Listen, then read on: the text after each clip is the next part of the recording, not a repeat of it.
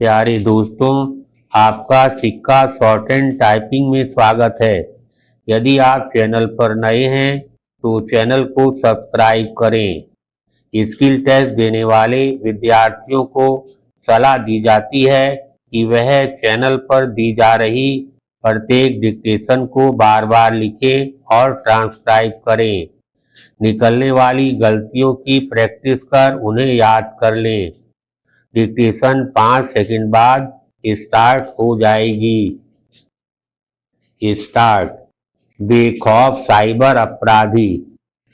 दिल्ली में digital arrest का भय दिखाकर बुजुर्ग महिला कारोबारी से 7 करोड़ रुपए की ठगी का मामला यही बता रहा है कि साइबर ठग बेलगाम बने हुए हैं। 7 करोड़ रुपए की ठगी के पहले दिल्ली में ही एक एनआरआई दंपति से 15 करोड़ की ठगी हुई थी। वास्तव में शायद ही कोई दिन ऐसा होता हो जब देश के किसी न किसी हिस्से से साइबर ठगी का मामला सामने न आता हो।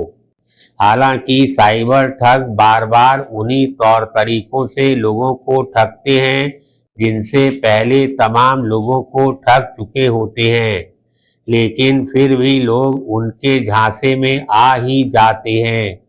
इनमें कई तो अच्छे खासे पढ़े लिखे लोग होते हैं।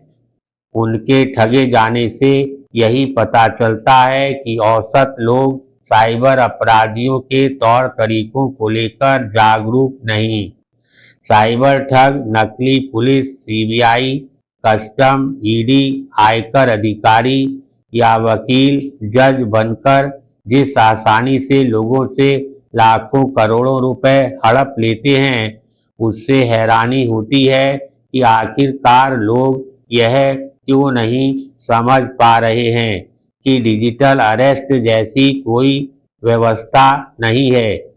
निसंदेह लोगों को साइबर ठगी को लेकर जागरूक होने की जरूरत है, लेकिन इससे कहीं बड़ी जरूरत साइबर ठगों पर शिकंजा कसने की है।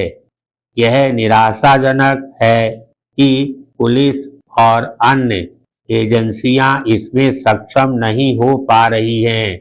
पैराग्राफ। इससे संतुष्ट नहीं हुआ जा सकता कि डिजिटल अरेस्ट की धमकी देकर साइबर ठगों के बढ़ते मामलों का सुप्रीम कोर्ट की ओर से स्वतः संज्ञान लिए जाने पर केंद्र सरकार ने एक समिति गठित की जिसमें NIA, CBI, cyber crime coordination centre के सदस्यों के अलावा कई मंत्रालयों के अफसर और साथ ही रिजर्व बैंक के संयुक्त सचिव शामिल हैं, क्योंकि यह काम तो बहुत पहले ही कर लिया जाना चाहिए था। आशा है कि सुप्रीम कोर्ट इस समिति की रपट का संज्ञान लेकर ऐसे प्रभावी आदेश निर्देश देगा जिनसे साइबर ठगों पर लगाम लगेगी।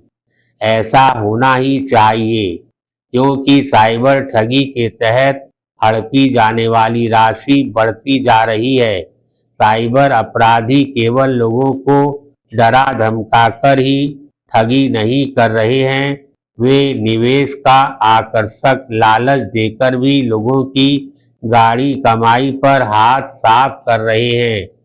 इससे यही पता चलता है कि वे बेलगाम और बेखौफ हैं।